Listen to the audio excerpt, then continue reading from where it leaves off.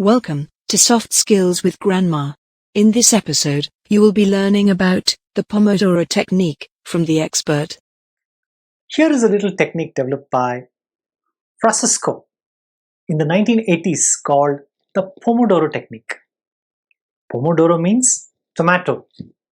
He used to use a tomato-shaped kitchen timer and divide his work into several intervals. Each interval would be 25 minutes long, after which he would take a break. And each 25-minute interval is what he would call as a Pomodoro. There are 6 steps in the original technique. Number 1, decide on a task to be done. Number 2, set the Pomodoro timer or any other timer which you may have. Number 3, work on task. And number 4, end work when timer rings and take a short break, approximately 5 to 10 minutes. Number 5, if you have lesser than 3 Pomodoros, then go back to step 2 and repeat until you complete at least 3 Pomodoros.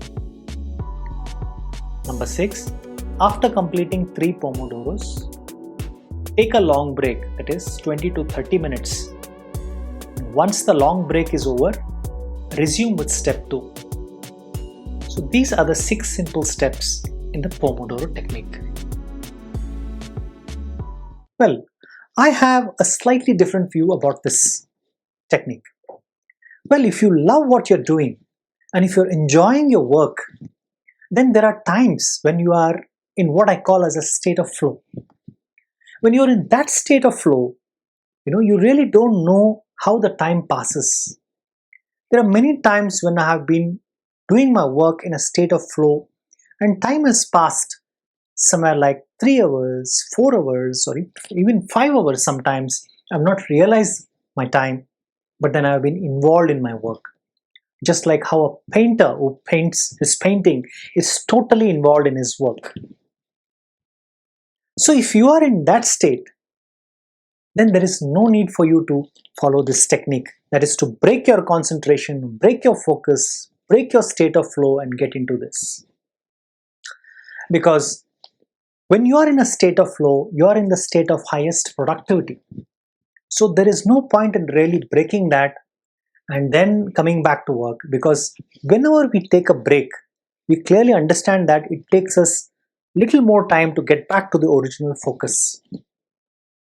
Hence, I would say if you are in a state of flow, not to follow this. Provided that, making sure that it does not overlap with the other zones. For example, if it is time for you to take your dinner or spend time with your family, make sure that you don't continue your work and overlap into that zone. So apart from that, if you are in the work zone, to continue in the state of flow is extremely advisable. Well, coming back to the work zone, there are some areas of our work which we do not enjoy as much.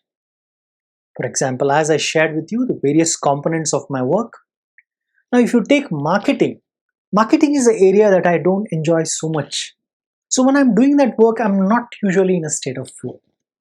And after 20-25 minutes, we start looking around like this, towards the left, towards the right, start moving our body this way, that way. We start becoming a little uncomfortable because we're not enjoying the work so much.